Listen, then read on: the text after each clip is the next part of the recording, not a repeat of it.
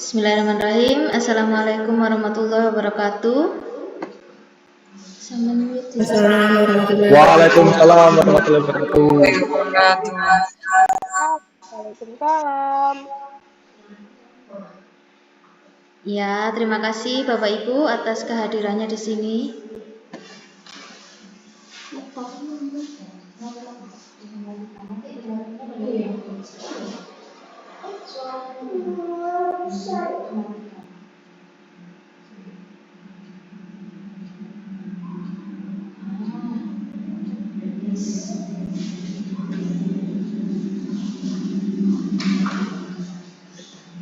Maaf tadi ada sedikit kendala. Ya, selamat datang Bapak Ibu di diseminasi disiplin positif membentuk karakter pelajar Pancasila. Nah, sebelum mulai coba saya ingin lihat kasih emoticon ya. Jempolnya ditunjukkan dulu. Dari mana saja ini yang hadir boleh diketik di kolom komentar ya.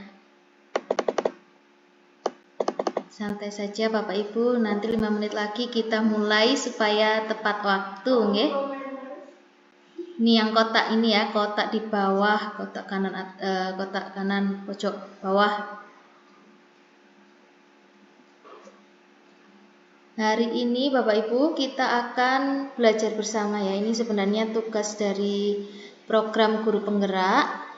Salah satunya tugasnya itu menyelenggarakan webinar tentang materinya disiplin positif. Wah, dari SLB Negeri 10 Jakarta. Selamat datang Pak Bagus Dwi Prasetyo.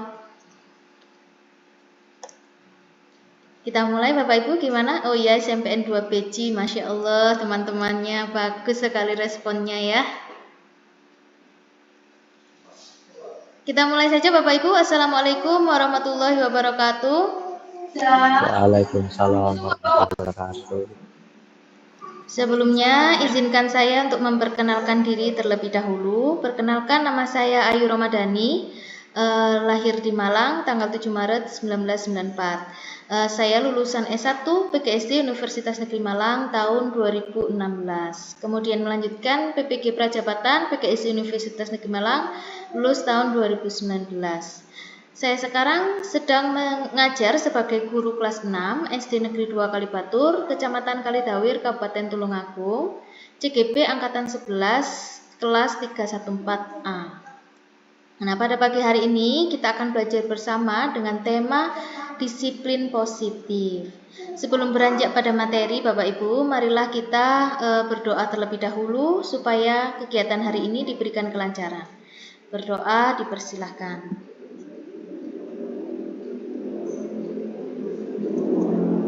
Berdoa selesai. Selanjutnya supaya lebih akrab ya, boleh semuanya on cam dulu, yang memungkinkan untuk on cam boleh on cam. Kita mau tepuk-tepuk ya supaya konsentrasi. Kalau saya bilang tepuk satu, tepuk tunggal, tepuknya satu kali di depan kamera ya supaya terlihat. Kalau tepuk tepuk ganda, tepuknya 2 kali. Kalau tidak disuruh tepuk, jangan tepuk. Siap ya? Tepuk tunggal, tepuk ganda, tunggal. Kalau tidak ada tepuknya, tidak usah tepuk. Sekali lagi ya, tepuk tunggal, tepuk ganda, tunggal. Nah, sip, ternyata semuanya konsentrasi. Alhamdulillah, bagus sekali. Selanjutnya Bapak Ibu, supaya kelas virtual ini bisa berjalan dengan lancar, kita tentunya membutuhkan aturan ya. Untuk itu, marilah kita sepakati bersama keyakinan kelas kita. Sebenarnya keyakinan kelas itu seharusnya muncul dari tiap-tiap anggota kelas. Tapi karena untuk mempersingkat waktu, maka saya siapkan saja dengan tinggal menyepakati, gitu ya. Poin yang pertama yakni hadir utuh dan berpartisipasi. Kemudian menghargai semua pendapat, kemudian siap semangat belajar dan tepat waktu. Kalau kita awali jam 13.00, nanti kita akhiri jam 14.15 ya Bapak Ibu ya. Seperti itu. Bagi yang ingin berbicara boleh nanti raise hand ya. Kemudian boleh sambil tekan-tekan emoticon supaya ramai, supaya asyik. Seperti itu. Bagaimana Bapak Ibu, sepakat ya? Silakan kalau sepakat tekan tombol jempolnya. Iya, sip sekali, sepakat ya Bapak Ibu. Ini bisa diterapkan di kelas Bapak Ibu. Jadi kalau di kelasnya nanti itu menyelenggarakan kelas, kita akan praktek membuat keyakinan kelas. Nah, bagaimana caranya kita pelajari nanti di akhir ya. Selanjutnya, tujuan dari webinar ini adalah harapannya setelah mempelajari materi ini kita akan dapat memahami pentingnya menanamkan disiplin positif, kemudian memahami prinsip-prinsip disiplin positif, memahami cara mewujudkan disiplin positif di sekolah, kemudian memahami peranan guru dalam mewujudkan disiplin positif. Itu tujuannya, harapannya semoga bisa tercapai ya Bapak Ibu, kita belajar bersama-sama. Saya juga belajar, jenengan juga belajar. Selanjutnya ini adalah struktur materi yang akan kita pelajari hari ini. Ada 5 hal. Yang pertama, teori kontrol dan kaitannya dengan disiplin positif, kebutuhan dasar manusia, teori motivasi, hukuman dan penghargaan, kemudian keyakinan kelas, dan juga 5 posisi kontrol guru dalam segitiga restitusi. Mungkin ada beberapa kata-kata yang masih asing bagi Bapak Ibu guru, nanti akan perlahan-lahan kita pelajari bersama-sama ya. Nah, yang pertama, teori kontrol dan kaitannya dengan disiplin positif. Apa sih itu teori kontrol, Bapak Ibu? Sebelumnya, ketika kita belajar di sekolah keguruan, tentunya Bapak Ibu sudah pernah mendengar istilah ini. Nah, teori stimulus respon atau teori behavioristik. Nah, ini salah satu aliran dalam psikologi pembelajaran yang meyakini bahwa setiap tindakan atau reaksi individu adalah hasil dari pengaruh rangsangan eksternal yang diterima oleh indera individu tersebut. Nah, jadi teori stimulus respon ini meyakini bahwa semua yang kita lakukan itu akibat dari rangsangan eksternal. Jadi orang luar itu punya kontrol terhadap diri kita. Itu teori stimulus respon. Seperti contohnya, kalau kita melatih anjing, itu kita berikan bunyikan bel, kemudian berikan makan, terus dia disuruh duduk, maka dia akan duduk. Lain waktu ketika kita bunyikan bel saja, meskipun tanpa memberikan makanan, anjing itu tadi akan tetap duduk karena dia sudah terbiasa, terubah perilakunya akibat adanya stimulus dan respons tersebut. Nah, stimulus dan respon ini ingin kita ubah paradigmanya Bapak Ibu. Kita tidak lagi menganut yang teori stimulus respon, tapi kita ganti kepada teori ini Bapak Ibu, teori kontrol. Apa itu teori kontrol? Nah, kontrol itu ini beberapa miskonsepsi atau kesalahpahaman mengenai makna kontrol yang sering dipahami oleh oleh kita. Yang pertama, seolah-olah ilusi guru itu bisa mengontrol murid, padahal sebenarnya tidak bisa. Guru itu tidak bisa mengontrol murid. Yang bisa mengontrol murid itu hanya dirinya sendiri. Mengapa saya katakan seperti itu? Ibaratnya jika murid Bapak Ibu mempunyai emas di dalam kepalan tangannya, kemudian kita meminta agar anak itu membuka kepalan tangannya dengan cara menggigit, dengan cara memarahi, memaki-maki. Kita meminta anak itu membuka kepalan tangannya. Tapi kalau memang dia tidak mau membuka, itu kontrolnya ada pada dirinya siswa. Yang bisa membuka atau menutup tangannya siswa ini hanyalah dirinya sendiri. Sekalipun kita memaksanya, kita membujuknya, itu akan kontrolnya tetap berada pada diri siswa. Sekalipun dia membuka, seolah-olah Bapak Ibu guru menyuruh mereka membuka, kemudian mereka membuka, sebenarnya yang mengontrol itu bukan Bapak Ibu, tapi diri mereka sendiri. Karena yang memilih untuk membuka itu diri mereka sendiri, bukan karena perintah dari Bapak Ibu. Kemudian, ilusi bahwa semua penguatan positif itu efektif dan bermanfaat. Nyatanya, penguatan positif itu merupakan salah satu bentuk kontrol. Dan yang namanya kontrol, kalau dia berasal dari eksternal, itu efeknya tidak akan permanen. Jadi hanya akan menjadi seperti adiksi. Kalau tidak ada penguatan positif, dia tidak akan melaksanakan tindakan yang baik, seperti itu. Kemudian ilusi bahwa kritik dan membuat orang merasa bersalah dapat menguatkan karakter. Nah, ini keliru Bapak Ibu. Kritik itu juga bentuk kontrol, salah satu bentuk kontrol yang sangat negatif. Dikritik terus-menerus, harapannya dia akan merasa bersalah. Kemudian ketika bersalah, dia akan terbentuk karakter yang lebih kuat. Nah, ini keliru ya. Sering kita mendengar seperti itu, tapi sebenarnya tidak elok kalau dipraktikkan dalam pembelajaran. Kemudian ilusi bahwa orang dewasa memiliki hak untuk memaksa, seolah-olah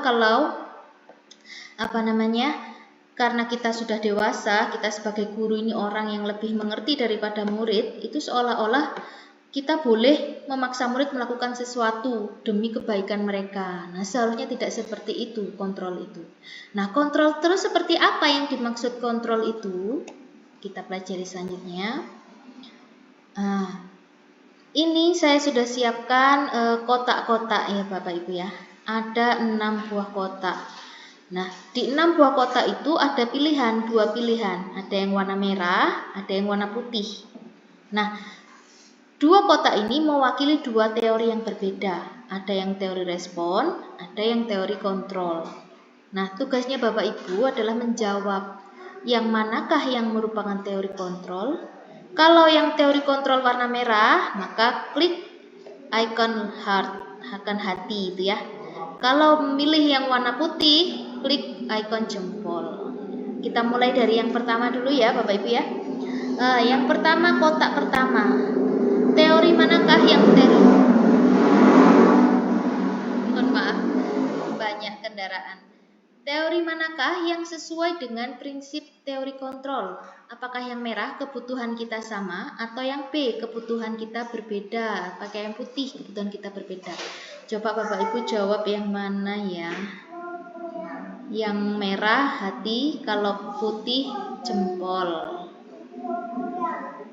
Kebutuhan kita sama atau kebutuhan kita itu berbeda-beda pandangannya teori kontrol? Bufi, jawaban Bufi. Sekarang kesamaan.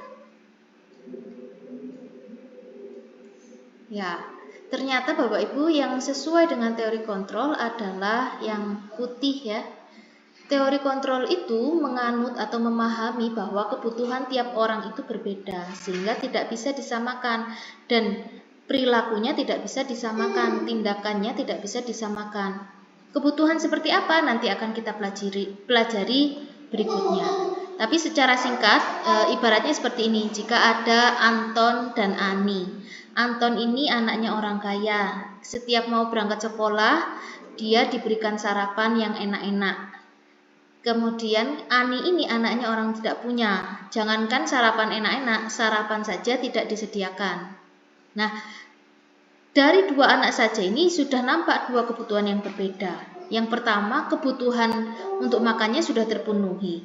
Yang kedua, si Ani ini kebutuhan untuk makannya belum terpenuhi. Nah, kita tidak boleh menyamakan dua anak itu.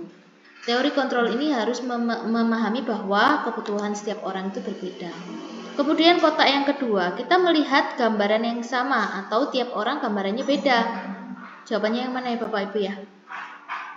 Yang sesuai dengan teori kontrol? Yang B ya, yang merah ya. Nah, itu. Teori kontrol itu memandang bahwa gambaran tiap orang itu berbeda-beda, jadi tidak boleh disamakan. Kemudian, teori kontrol yang ketiga, dia tidak menyamakan pandangan atau berusaha memahami pandangan orang lain, Bapak Ibu coba. Yang putih itu jempol, yang merah itu hati. Yang mana ya yang sesuai dengan prinsip teori kontrol? Iya betul, yang putih ya Bapak Ibu ya. Nah, seperti itu. Jadi teori kontrol itu memahami bahwa pandangan orang lain itu berbeda-beda, tidak bisa disamakan. Nah, supaya lebih cepat kita lanjut aja ya. Yang keempat, perilaku buruk adalah kesalahan atau semua perilaku punya tujuan. Yang sesuai dengan prinsip teori kontrol itu yang merah. Semua perilaku itu punya tujuan. Tujuannya apa? Macam-macam, bisa memenuhi kebutuhan, bisa juga tujuan yang lain. Kemudian, orang lain mengontrol saya atau hanya saya yang bisa mengontrol diri sendiri? Coba yang mana kira-kira? Yang putih ya. Hanya kita yang bisa mengontrol diri kita sendiri. Kemudian, kalau teori kontrol itu berpandangan bahwa tidak ada yang kalah, jadi menang-menang. bukan win-lose solution, melainkan win-win solution. Seperti itu. Selamat datang Pak Anang. Wah, hebat sekali sudah hadir. Terima kasih. Selanjutnya, nah, kemudian apa hubungannya teori kontrol dengan disiplin? Seolah-olah tadi ketika kita mendengar kata kontrol itu ada hubungannya dengan disiplin. Apa ya hubungannya? Nah, sekarang saya tanya sama Bapak Ibu dulu. Ketika saya ucapkan kata disiplin, apa satu kata yang terlintas di benak Bapak Ibu? Boleh diketikkan di kolom komentar ataupun juga boleh disebutkan on cam, boleh. Ketika saya sebutkan kata disiplin, apa satu kata yang terlintas di benak Bapak Ibu? Apa Rek?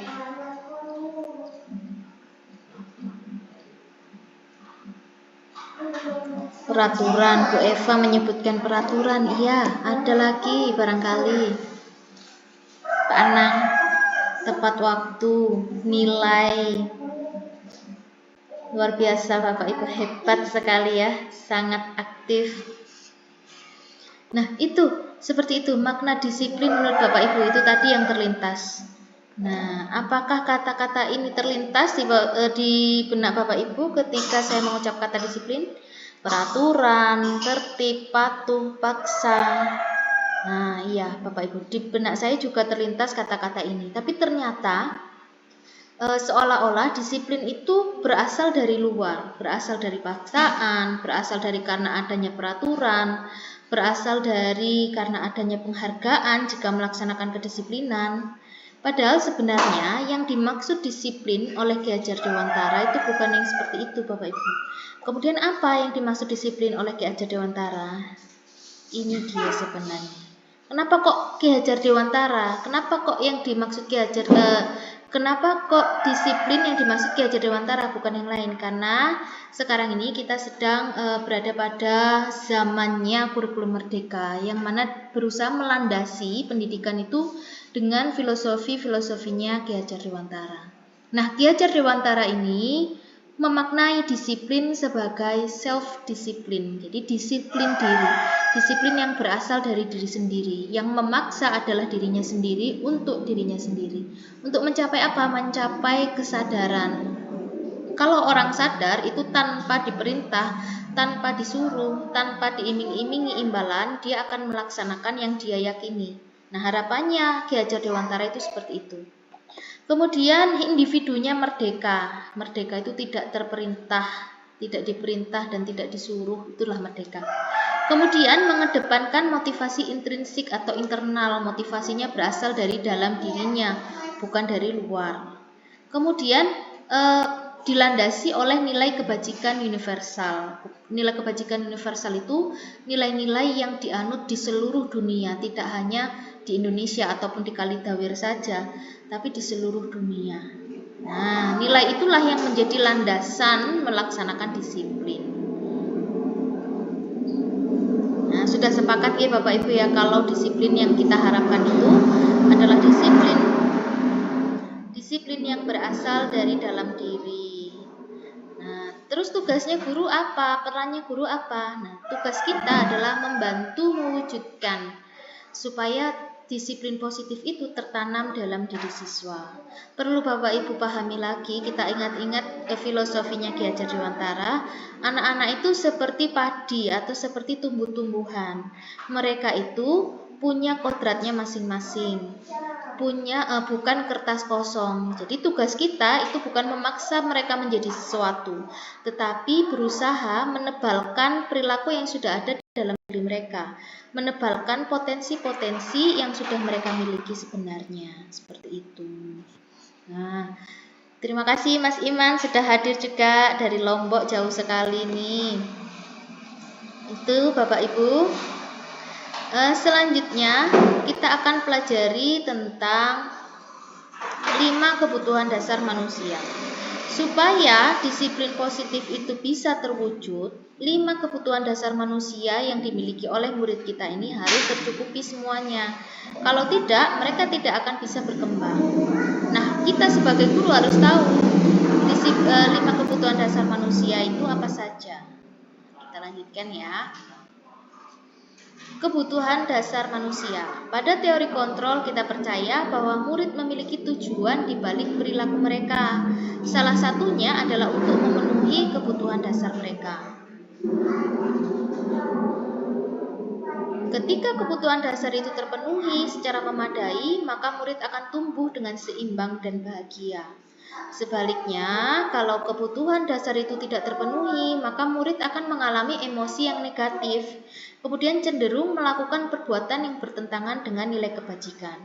Jadi ketika murid Bapak Ibu melakukan perbuatan yang tidak sesuai dengan nilai kebajikan, itu jangan dijudge dulu, jangan dihakimi. Saya dulu sering seperti itu ya, waduh arek ikan cene gak bisa.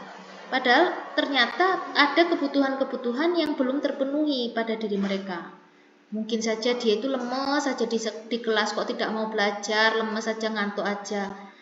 Kita tidak boleh menghakimi, wah ini ancan anak malas. Nah, kita harus tinjau dulu kebutuhan apa yang tidak terpenuhi. Oh, ternyata dia tidak sarapan. Oh, ternyata rumahnya kebanjiran, jadi tidak bisa tidur nyenyak tadi malam. Sehingga ketika di sekolah mereka mengantuk. Nah, itulah pentingnya kita memahami terlebih dahulu kebutuhan dasar manusia. Seperti itu. Apa saja kebutuhan dasar manusia itu? Nah, itu sudah saya sepil sedikit ya di gambar-gambarnya. Ilustrasinya itu bukan tanpa makna, Bapak Ibu. Ada maknanya ya. Apa saja 5 kebutuhan dasar manusia itu? Nah, inilah 5 kebutuhan dasar manusia. Yang pertama ada bertahan hidup atau survival, kemudian penguasaan atau power, kemudian merasa diterima atau love and belonging, kemudian kebebasan atau freedom, kemudian kesenangan atau fun. Satu yang berada di tengah, yang survival, itu adalah kebutuhan yang menyangkut tentang kebutuhan fisik. Halo Mas Delif, sudah hadir juga. Kebutuhan bertahan hidup itu berhubungan dengan fisik. Kalau 4 yang lainnya itu berhubungan dengan psikis atau psikologis atau mentalnya. Apakah kelima-limanya ini harus dipenuhi, harus tercukupi? Iya. Kalau ingin muridnya tumbuh, ingin muridnya belajar dengan optimal, setidaknya tangki-tangkinya ini sudah terisi terlebih dahulu.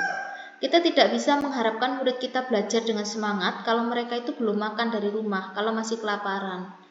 Nah, kita tidak bisa mengajak mereka itu bersenang-senang kalau di rumah itu mereka sedang berbuka.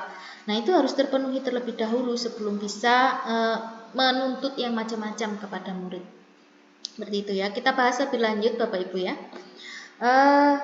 Bertahan hidup atau survival itu berkaitan dengan kebutuhan fisik atau fisiologis seperti makanan, minum, tempat tinggal, kesehatan, kemudian rasa aman dan juga kesempatan untuk bereproduksi. Itu kebutuhan survival. Kalau ini salah satunya dihilangkan, salah satunya saja, mereka itu kemungkinan tidak akan bisa hidup. Bayangkan kalau tidak makan atau tidak minum, otomatis hidupnya selesai, berakhir. Nah, begitu juga dengan tempat tinggal. Kalau dia tidak punya tempat tinggal, terusir-usir, kemudian jadi sakit, juga meninggal. Nah, seperti itu. Jadi ini yang paling basic harus terpenuhi terlebih dahulu. Apakah ini menjadi tanggung jawab guru? Ya, sebetulnya tidak bisa hanya tanggung jawab guru saja. Ini juga ada perannya dari orang tua, dari masyarakat juga, dari pemerintah juga. Seperti itu. Yang kedua itu kebutuhan untuk penguasaan. Apa sih maksudnya penguasaan? Jadi murid itu ingin menjadi terampil. Kemudian dia juga ingin diakui pencapaian dan kemampuannya, diakui. Kemudian diberi kesempatan untuk memberikan pengaruh. Nah, ini bisa kita terapkan melalui teknik pembelajaran kepemimpinan murid, di mana mereka menentukan sendiri yang ingin dilakukan apa. Kemudian memilih mereka menjadi ketua dan lain sebagainya, seperti itu. Kita juga harus paham kalau anak-anak itu punya rasa harga diri. Jadi kalau misalkan kita melukai harga dirinya, kemungkinan besar apa yang kita omongkan itu tidak akan dianggap oleh mereka. Seperti itu. Itu tentang penguasaan atau power. Selanjutnya, kebutuhan untuk merasa diterima, love and belonging. Ini artinya anak-anak itu perlu untuk diberi kesempatan berkolaborasi. Jadi jangan selalu kita itu harusnya berusaha supaya tidak menjadi individualis anak-anak itu, berusaha untuk memberikan kesempatan bagi dia berkolaborasi. Kemudian anak-anak itu juga ingin dipahami kodrat dan keunikannya. Tiap anak itu kan berbeda ya, punya kodratnya masing-masing. Ini sesuai dengan pemikirannya Ki Hajar Dewantara. Ketika kita menumbuhkan anak-anak, kita itu harus mendekatkan dengan kodratnya, jangan dijauhkan. Apa saja kodratnya anak-anak? Kodratnya salah satunya kodrat anak itu bermain. Jadi kalau usianya masih SD, masih TK atau PAUD, itu kodratnya masih bermain. Kemudian kalau sudah masuk ke jenjang SMP atau SMA, itu kodratnya berbeda lagi. Nah, kita harus memahaminya. Kemudian mereka juga ingin untuk terhubung dengan orang lain melalui berbagai macam hal, melalui sosial media, melalui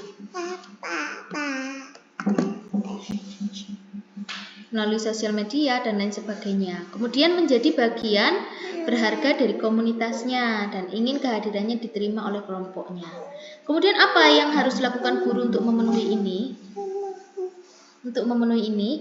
Ya supaya apa yang harus dilakukan guru untuk memenuhi kebutuhan ini? Salah satunya dengan cara menyelenggarakan pembelajaran berdiferensiasi, Bapak Ibu, itu salah satunya itu ya. Berdiferensiasi entah itu modelnya, kemudian medianya ataupun strateginya itu bisa digunakan. Selanjutnya kebutuhan akan kebebasan atau freedom. Ini anak-anak itu perlu untuk diberi kesempatan membuat pilihan. Dan dia itu harus diajarkan caranya bertanggung jawab dengan pilihannya. Kadang anak-anak itu lebih sering diperintah daripada disuruh memilih.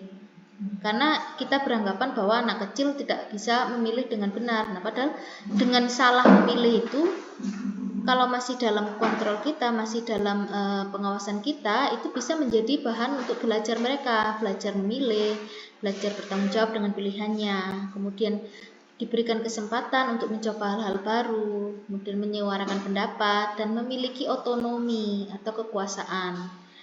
Nah, seperti itu. Selanjutnya, kebutuhan untuk merasa senang atau kesenangan atau fun. Nah, anak-anak itu terutamanya kalau masih usia dini ya, itu gampang sekali stres, gampang sekali pecah fokusnya. Nah, supaya anak-anak itu tetap fokus pada kegiatan pembelajaran, kita harus paham dulu bahwa mereka itu juga perlu merasa senang. Perlu untuk menikmati yang dilakukan. Ketika mereka sudah tidak menikmati apa yang mereka lakukan, itu fokusnya pasti akan hilang, tidak akan tidak akan bisa fokus pada pelajarannya. Nah, caranya bagaimana guru untuk menjaga fokus ini, untuk memberikan kesenangan ini? Bisa dengan hiburan. Anak-anak itu suka musik, suka permainan, kemudian kegiatan-kegiatan yang fisik itu biasanya anak-anak lebih suka itu. Seperti itu ya. Dan itu tadi adalah kebutuhan dasar manusia, ada 5. Pemahaman mengenai kebutuhan dasar ini akan membantu kita sebagai guru untuk mewujudkan teknik-teknik penumbuhan disiplin positif pada siswa. Apa saja teknik-tekniknya? Yuk kita pelajari. Motivasi, hukuman, konsekuensi, dan restitusi. Nah, ini adalah 4 teknik yang bisa kita gunakan untuk mewujudkan disiplin positif di sekolah kita. Keempat-empatnya bisa digunakan, tapi ada yang pas, ada yang tidak pas. Kadangkala ada yang efektif, ada juga yang tidak efektif. Nah, kita akan pelajari apa saja yang efektif, apa yang tidak efektif. Ini dia Bapak Ibu. Motivasi, hukuman, konsekuensi, dan restitusi. Ada 4 cara yang dapat digunakan untuk menumbuhkan disiplin positif, yakni dengan menumbuhkan motivasi, memberikan hukuman atau konsekuensi, melakukan restitusi. Mungkin di situ ada 2 kata yang sudah sangat sering Bapak Ibu kenal ya, hukuman dan konsekuensi. Seolah-olah itu sama, tapi ternyata berbeda Bapak Ibu. Hukuman dan konsekuensi itu berbeda. Apa bedanya? Yuk kita pelajari bersama. Motivasi dulu ya. Apa itu motivasi? Nah, Diane Gosen mengatakan ada 3 motivasi perilaku manusia. Motivasi itu hal yang mendorong manusia melakukan sesuatu. Nah, menurut Diane Gosen ada 3 hal yang mendorong manusia. Di situ sudah saya kotak-kotai, ada yang kotaknya merah, ada yang kotaknya hitam. Yang kotaknya merah yang pertama dulu, menghindari ketidaknyamanan dan hukuman. Nah, orang kadang itu melakukan sesuatu karena menghindari ketidaknyamanan dan hukuman. Maksudnya bagaimana? Contoh, misal di sekolah Bapak Ibu ada peraturan bahwa guru itu datangnya jam 7. Kalau tidak datang jam 7, nanti tunjangannya dikurangi. Nah, Bapak Ibu akhirnya datang pagi sebelum jam 7, berharap supaya datangnya tepat waktu di sana dan tunjangannya tidak dikurangi. Nah, itu adalah contoh motivasi melakukan sesuatu karena ingin menghindari ketidaknyamanan dan hukuman. Seperti itu. Kemudian yang kedua, mendapatkan imbalan dan penghargaan. Contohnya, misal Bapak Ibu di sekolah itu ada peraturan kalau pulang lebih dari jam 3 nanti dapat uang lembur. Contohnya seperti itu. Nah, Bapak Ibu berbondong-bondong pulangnya jam 3:30 supaya dapat uang lembur. Nah, itu adalah bentuk bahwa motivasi Bapak Ibu melakukan itu adalah karena mendapatkan imbalan atau penghargaan. Dua jenis motivasi ini ketika dilakukan sebenarnya berdampak tapi tidak efektif. Berdampak tapi tidak efektif itu bagaimana?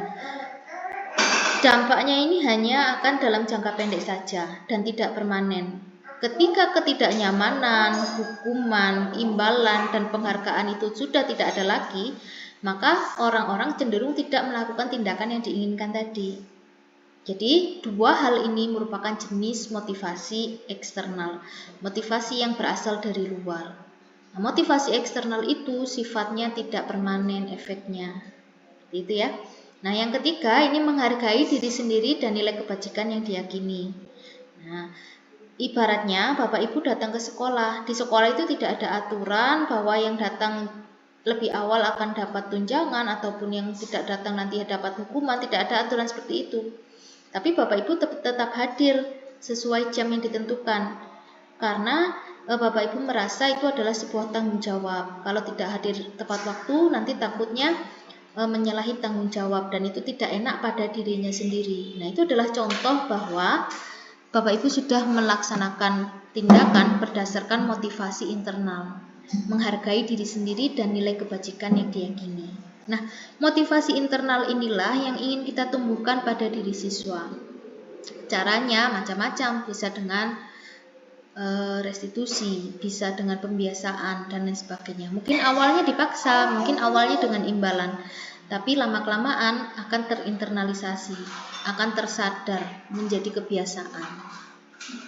Seperti itu. Selanjutnya, setelah mengetahui 3 motivasi perilaku manusia, tugas guru adalah menuntun murid agar mampu menumbuhkan motivasi intrinsik yang kuat dan bersifat permanen, agar dapat mewujudkan disiplin positif pada diri siswa. Seperti itu. Nah, itu tadi motivasi. Yang selanjutnya ada hukuman, konsekuensi, dan restitusi. Apakah itu? Kita pelajari bersama. Hukuman, konsekuensi, dan restitusi. Seolah-olah mirip ya, seolah-olah sama. Tapi ternyata 3 hal ini sangat berbeda. Nah, yang berwarna merah itu adalah ciri-ciri hukuman. Yang berwarna putih itu adalah ciri-ciri konsekuensi. Yang berwarna hijau itu ciri-ciri restitusi. Nah, hukuman itu cenderung bersifat negatif. Kalau konsekuensi itu bersifat netral. Sedangkan restitusi itu bersifat positif atau perbaikan.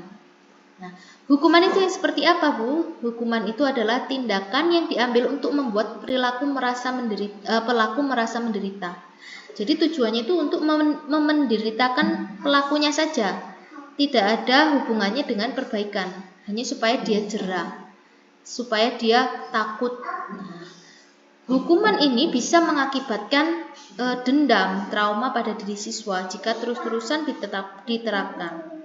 Tapi kadang hukuman ini juga efektif untuk kejahatan-kejahatan atau pelanggaran-pelanggaran yang berat, seperti bullying. Mereka juga harus dihukum dengan peraturan yang sesuai. Tidak selamanya hukuman itu buruk. Hukuman itu bisa diterapkan pada pelanggaran-pelanggaran yang berat, seperti itu. Kemudian apa bedanya dengan konsekuensi? Kalau hukuman tadi itu diambil hanya untuk membuat orang merasa menderita, konsekuensi ini berbeda. Konsekuensi itu hadir alami sebagai bentuk produk dari apa yang sudah dia lakukan. Contohnya, misal ada anak datang terlambat. Datangnya itu seharusnya jam 7, dia datang jam 7 lebih 10. Kalau kita menghukum, itu hukuman itu contohnya dia disuruh lari keliling lapangan sebanyak 10 kali. Itu contoh hukuman.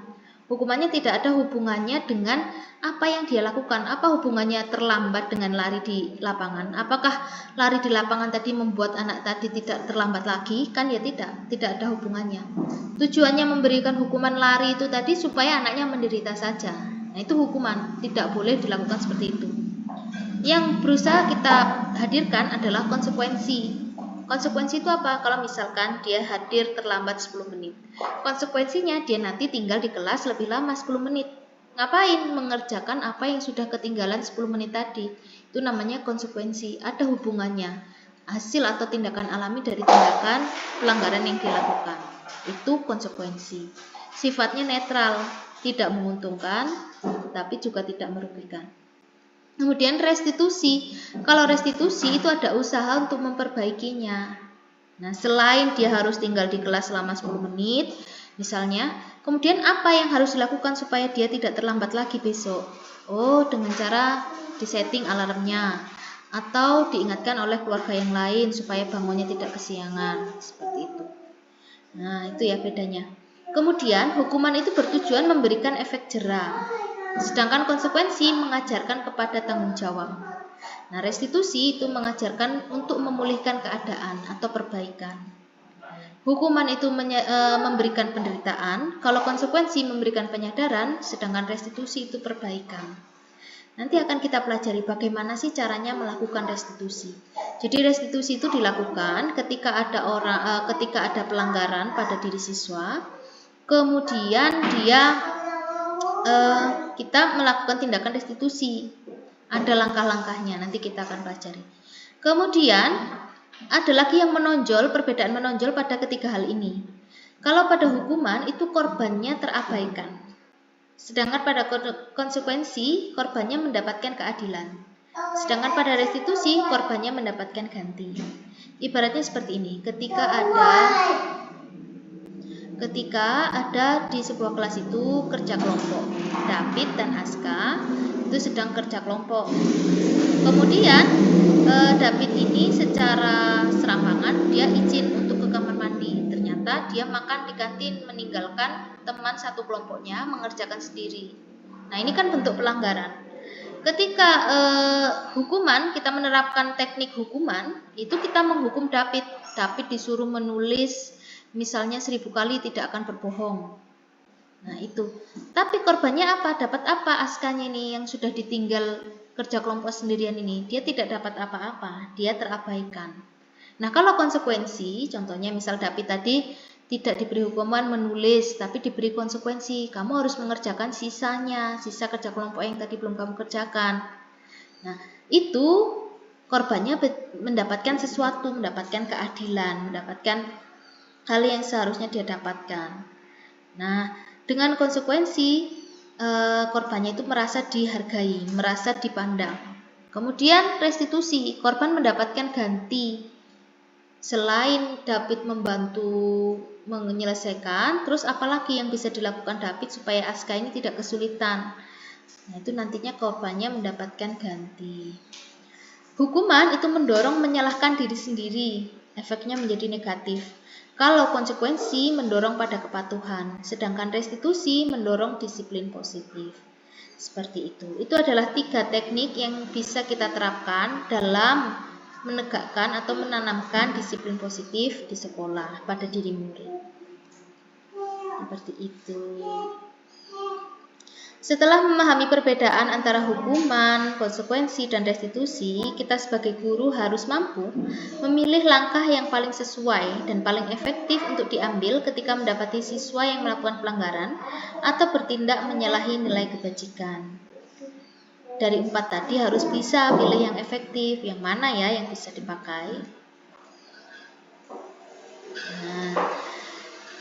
Nah, sebelum melakukan keempat hal itu, Bapak Ibu terlebih dahulu harus sudah membuat keyakinan kelas. Nah, ini menjadi landasannya atau dasarnya. Untuk penegakan disiplin itu, kita harus ada sesuatu yang disepakati terlebih dahulu, yakni keyakinan kelas. Kalau lingkupnya kecil, keyakinan kelas. Menyusun keyakinan kelas merupakan salah satu strategi dalam mewujudkan disiplin positif dengan cara mengkonstruksi atau membangun, menumbuhkan nilai-nilai kebajikan yang disepakati dan diyakini bersama dengan seluruh warga kelas. Jadi nilai itu harus muncul dari semua anggota kelasnya. Sifatnya seperti apa sih keyakinan kelas itu? Apakah dia berbeda dengan peraturan pada umumnya? Ternyata berbeda, Bapak Ibu. Kalau peraturan itu biasanya spesifik. Dia menggunakan kalimat ajakan atau kalimat perintah yang menyuruh melakukan sesuatu atau melarang sesuatu. Itu peraturan. Kalau keyakinan kelas itu bersifat abstrak. Abstrak ya. Abstrak, kemudian universal, bisa diterapkan di mana saja. Kemudian positif, tidak ada larangan, tidak ada tidak ada caci maki, tidak ada bentakan. Kemudian berasal dari keyakinan anggota kelasnya. Jadi bukan dari orang lain, melainkan dari orang yang akan mematuhinya sendiri. Ini tujuannya supaya benar-benar terinternal dalam diri siswanya. Kemudian harus diyakini oleh seluruh anggota kelas. Nah, keyakinan kelas ini harus sudah ada terlebih dahulu Bapak Ibu sebelum Bapak Ibu menerapkan disiplin positif. Nah, bagaimana cara membuat keyakinan kelas? Yuk kita lihat sama-sama. Kita ingat-ingat dulu ya, tadi sifatnya adalah abstrak, universal, positif, dan juga diyakini oleh seluruh anggota kelas. Cara membuatnya bagaimana? Nah, ini Bapak Ibu sebentar ya.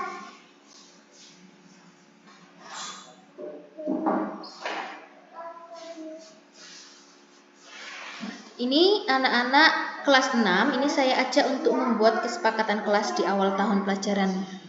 Nah, itu menggunakan Jamboard ya, papan tulis visual digital menggunakan Jamboard. Anak-anak itu memegang Chromebook atau laptopnya sendiri-sendiri, di hadapannya sendiri-sendiri.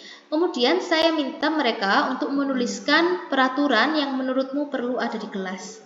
Ini anak-anak diberikan kebebasan untuk menuliskan apa saja peraturan yang kiranya menurut mereka itu perlu ada di kelas. Aska menuliskan seperti itu, kemudian David menuliskan seperti itu, dan lain sebagainya. Seville, semuanya menuliskan, bahkan satu anak bisa lebih dari satu peraturan. Nah, peraturan itu, coba kalau kita perhatikan, itu kata-katanya biasanya larangan ataupun perintah, seperti jangan, tidak boleh, dilarang, seperti itu ya. Sifatnya itu seolah-olah negatif.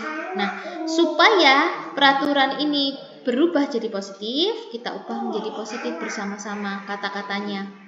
Yang tadinya tidak boleh memakai sepatu selain hitam, maka diubah menjadi pakailah sepatu warna hitam. Nah, kata-katanya menjadi lebih positif. Nah, peraturan yang tadinya itu seolah-olah negatif, kita ubah kata-katanya menjadi lebih positif. Setelah itu, ini anak-anak sendiri Bapak Ibu yang memunculkan kata-katanya hanya dengan ya bantuan saya juga. Tapi tetap mereka yang mengetiknya sendiri di Jamboardnya masing-masing. Kemudian setelah setelah perintah tadi berubah menjadi kalimat yang lebih positif, kemudian saya menggolongkannya berdasarkan nilai-nilai kebajikan yang sesuai. Nah, yang warna biru ini yang menulis saya. Tugasnya anak-anak cuma memindahkan, menggolongkan. Nah, yang warna apa termasuk yang mana? Seperti memakai sepatu warna hitam, memakai seragam rapi dan lengkap. Itu termasuk nilai mencintai kerapian. Kemudian ada nilai menjaga kebersihan, contohnya membuang sampah di tempat sampah, piket kelas sesuai jadwal, dan lain sebagainya. Itu mereka kelompokkan sendiri menjadi nilai-nilai kebajikan. Nah, nilai kebajikan inilah yang kemudian kita rangkai, kita sepakati menjadi sebuah keyakinan kelas. Seluruh warga kelas 6 meyakini dan melaksanakan nilai-nilai kebajikan berikut. Nah, ada 6 itu. Seolah-olah kata-katanya ini bukan dari anak-anak, tapi aslinya dari mereka sendiri, dari peraturan yang mereka tulis, yang tadinya bersifat negatif, kemudian mereka ubah sendiri menjadi kalimat positif. Setelah itu mereka golongkan sendiri berdasarkan nilai-nilai yang sesuai. Dan inilah nilai keyakinan kelas yang muncul dari mereka sendiri, diyakini oleh mereka sendiri, dan nanti akan ditegakkan bersama-sama melalui restitusi, melalui konsekuensi, melalui motivasi, dan lain sebagainya. Nah, nanti Bapak Ibu harapannya ketika selesai dari webinar ini boleh berusaha mewujudkan keyakinan kelas di kelasnya masing-masing dengan keunikan siswanya masing-masing ya Bapak Ibu ya. Dengan tahapan yang seperti tadi ternyata tidak sulit, kalaupun tidak ada laptop bisa memakai sticky notes. Nah, itu lebih mudah, lebih organik, muncul dari anak sendiri. Ketika muncul dari anak sendiri, harapannya mereka akan lebih menghargainya. Seperti itu, bukan berupa bentuk perintah, tapi karena kesadaran dirinya sendiri. Nah, keyakinan kelas itu juga perlu ditinjau secara berkala Bapak Ibu. Kalau sudah beralih jenjang ya tentunya kesepakatan kelasnya akan berbeda karena anggota kelasnya berbeda, kemudian mungkin pola pikirnya berbeda, kebutuhannya juga berbeda. Seperti itu, kita beranjak ke posisi selanjutnya. Setelah keyakinan kelasnya itu sudah ada, kita akan mengontrol supaya keyakinan itu benar-benar tertanam pada diri siswa. Nah, ini ada 5 posisi kontrol guru dan juga segitiga restitusi yang bisa diterapkan untuk menegakkan keyakinan kelas tadi, untuk menginternalisasikan keyakinan kelas tadi. Apa saja itu? Seperti ini. 5 posisi kontrol dalam restitusi. Restitusi merupakan salah satu cara yang dapat ditempuh oleh guru untuk mewujudkan disiplin positif pada siswa. Untuk dapat menjalankan restitusi yang baik, guru perlu memahami 5 posisi kontrol guru ketika menghadapi siswa yang melakukan pelanggaran. Boleh Bapak Ibu sambil ditekan-tekan jempolnya supaya lebih semangat ya. Kita lihat video ini. Nah, ini ada video. Kamu deh, pasti terlambat. Maaf Bu, saya... Apa? Apa coba? Alasan kamu apa lagi? Kapan sih kamu tidak terlambat? Malas sekali ya kamu jadi anak. Saya... Dasar pemalas. Gak kapok-kapok sih kamu. Sudah berapa kali terlambat? Sana, kamu keliling lapangan basket 2 kali. Kenapa saya harus keliling lapangan basket, Bu? Kenapa? Kamu mau lawan ibu? Berani-beraninya jawab. Sudah terlambat, masih berani jawab pula. Sekarang, keliling lapangan basket 5 kali sekalian. Biar kapok. Cepat. Nah, itu adalah contoh posisi kontrol guru itu dia memosisikan diri sebagai penghukum. Ciri-cirinya nada suaranya tinggi, kemudian intonasinya menghardik. Nah, ini bisa menimbulkan trauma kepada anak Bapak Ibu. Nah, ibu guru ini berusaha dan juga dia memberikan hukuman, bukan konsekuensi seperti yang kita bicarakan tadi ya. Dia memberikan hukuman suruh lari keliling lapangan, padahal nggak ada hubungannya dengan terlambat. Yang ada malah dia tambah terlambat dan ketinggalan pelajaran di kelas. Itu adalah posisi penghukum yang pertama. Kemudian yang kedua ada posisi sebagai pembuat rasa bersalah. Kamu kenapa terlambat lagi, Nak? Ya Tuhan, Naren. Kamu senang ya bikin ibu susah ya? Kalau kamu terlambat lagi, nanti ibu yang ditegur bapak kepala sekolah, Nak. Disangka ibu tidak bisa membina kamu. Duh, gimana ini? Maaf, Bu. Duh, Gusti Naren. Kamu suka ya kalau ibu ditegur bapak kepala sekolah? Nah, itu adalah posisi kontrol guru sebagai pembuat rasa bersalah. Nada suaranya sedih, memelas. Kemudian dia playing victim ya, menempatkan dirinya sebagai korban. Nah, ini sangat berbahaya kepada anak-anak, soalnya bisa membuat mereka merasa gagal. Dan kalaupun mereka mematuhi peraturan nantinya, itu karena mereka ingin menyenangkan orang lain, menjadi people pleaser. Nah, itu sangat berbahaya. Nanti dia tidak bisa mengendalikan dirinya sendiri. Dia akan dikendalikan oleh pendapat-pendapat orang lain. Padahal pendapat orang lain itu belum tentu juga benar tentang dirinya. Membuat murid merasa gagal. Kemudian yang ketiga, ini ada sebagai teman. Terlambat lagi ya sayang. Iya Bu, habis ibu saya lupa bangunkan saya Bu. Kamu malah menyalahkan ibu kamu. Kamu bukannya anak yang larinya paling kenceng. Kok terlambat sih? Iya Bu, saya memang terlambat bangun tadi. Jadi biarpun saya lari kencang, tetap gak kekejar Bu.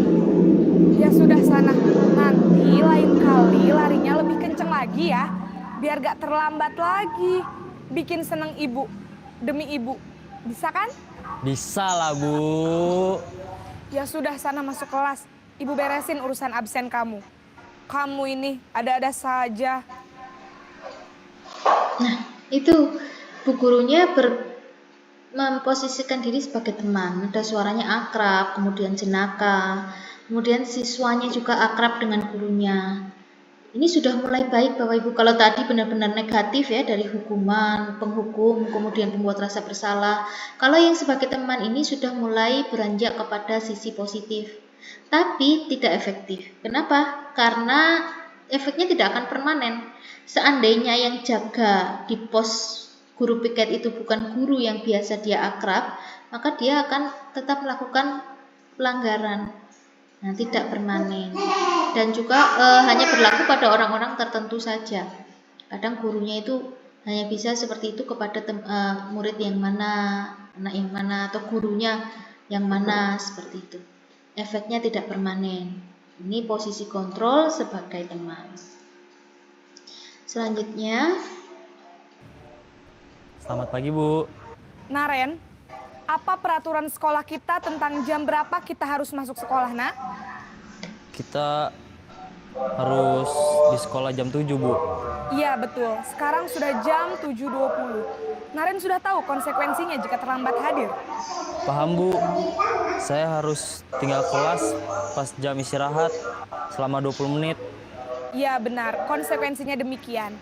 Jadi nanti jam 9.30 pas istirahat, kamu harus tinggal di kelas, kerjakan tugas tambahan untuk ketertinggalan kamu, ya?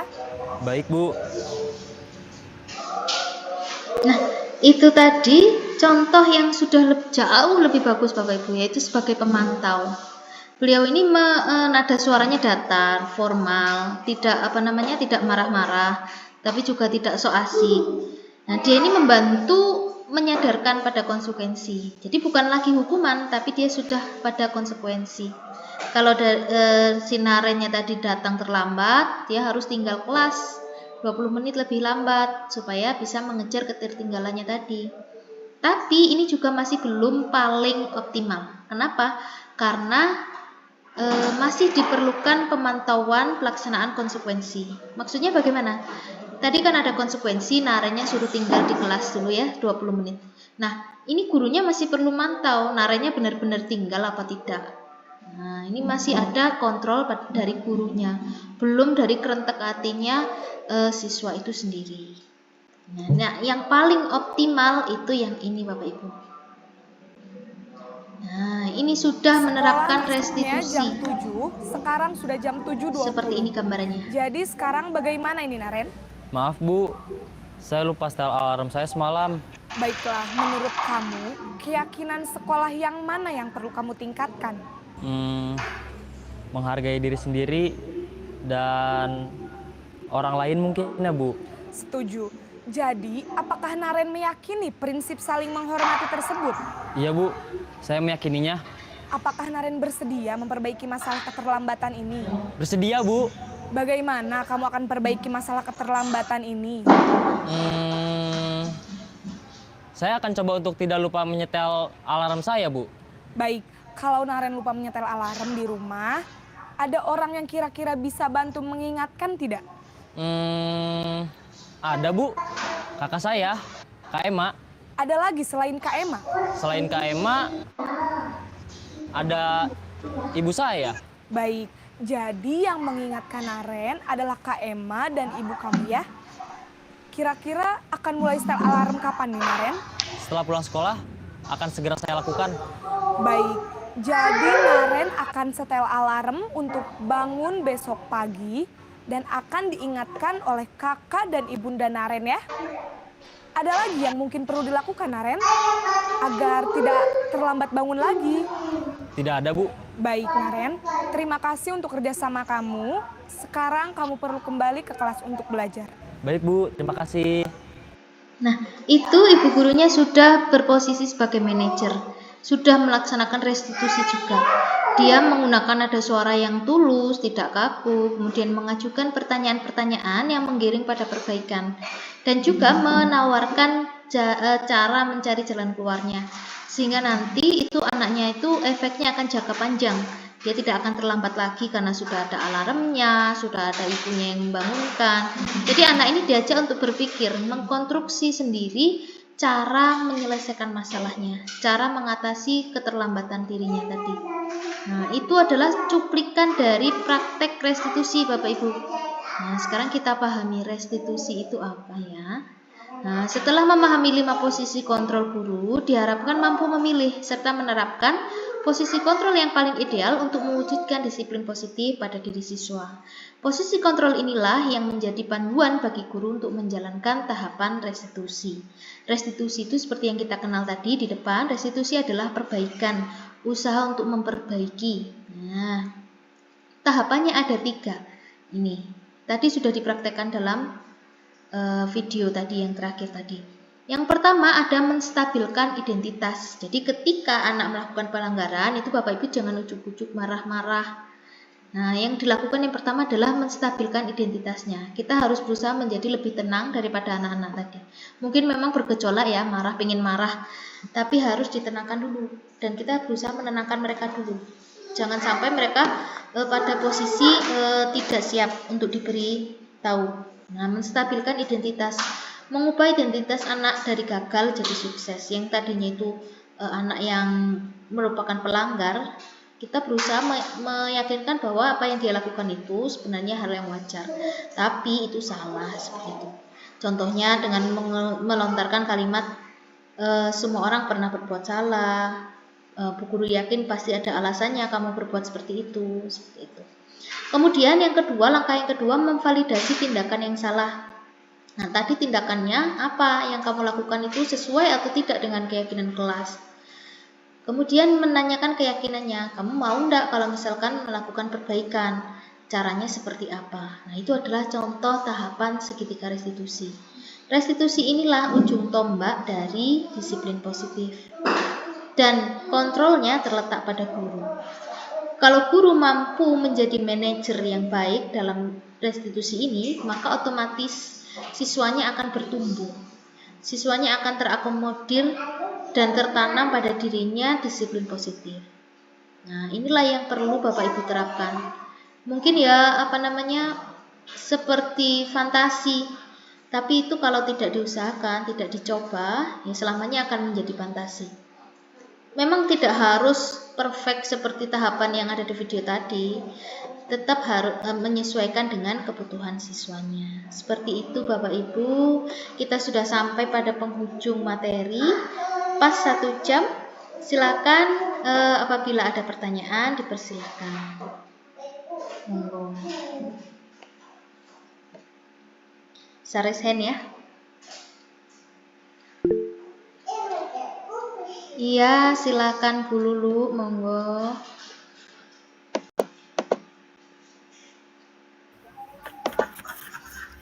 Oke, baik, terima kasih Bu Ayu. Saya ingin bertanya, dalam situasi seperti apa seorang guru itu sebaiknya lebih bersikap sebagai teman bagi muridnya? Dan kemudian kapan sebaiknya kita itu bisa bersikap sebagai seorang pengajar? Ngoten matur suwun. Iya, terima kasih Bu Lulu atas pertanyaannya. Nah, langsung saya jawab ya.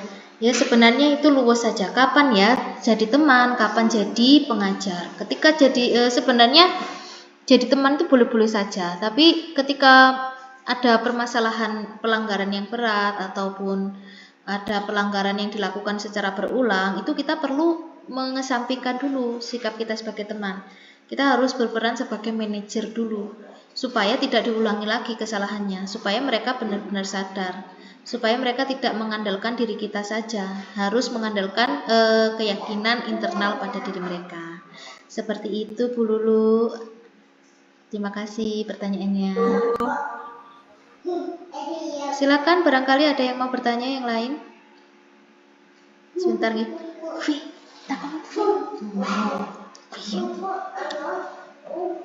Bisa diklik jempolnya Bapak Ibu supaya rame. Sebentar. Bisa diklik jempolnya supaya rame Bapak Ibu.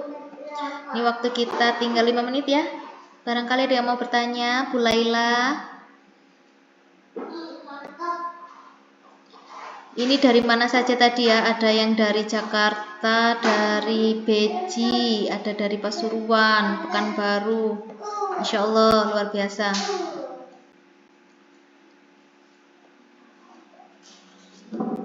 Pak Anang mau bertanya?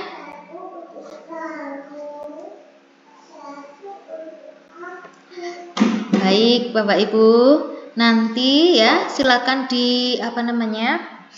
diisi daftar hadirnya. Sebentar saya ketikkan ya daftar hadirnya di link yang akan saya share ini supaya bisa mendapatkan sertifikat. Bentar Bapak Ibu.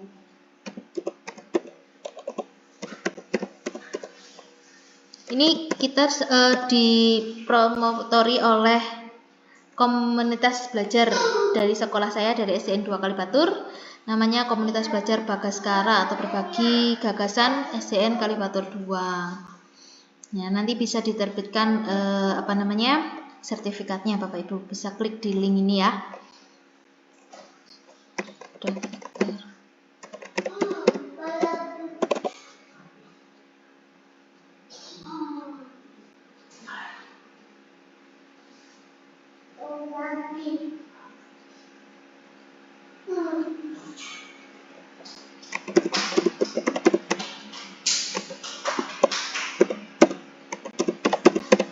Bentar nih Bapak Ibu. Ini linknya. Dan URL/daftar hadir disiplin positif itu bisa langsung di kopas. Kok nggak bisa muncul ya? Ini di kopas di address bar, bisa langsung klik. Nah, nanti setelah selesai untuk mendapatkan sertifikatnya, Bapak Ibu boleh fotokan keyakinan kelas yang sudah ada di kelas Bapak Ibu, dikirim di saya. Seperti itu nggih. Nah, mungkin sekian. Masih ada pertanyaan? Kalau tidak ada, saya tutup Bapak Ibu nggih. Sudah tepat jam 14.12. 3 menit lagi sebelum penutupan.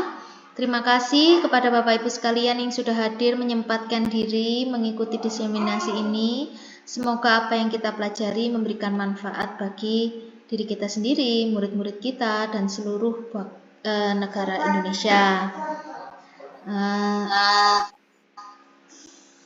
Bu Laila, terima kasih atas semua dukungannya. Semoga tidak sia-sia yang kita lakukan hari ini. Baik Bapak Ibu, saya akhiri sampai di sini. Terima kasih sudah hadir. Wassalamualaikum warahmatullahi wabarakatuh. Silahkan bila ingin live, monggo.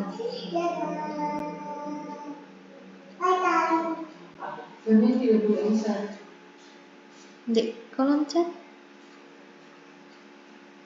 Sampai jumpa.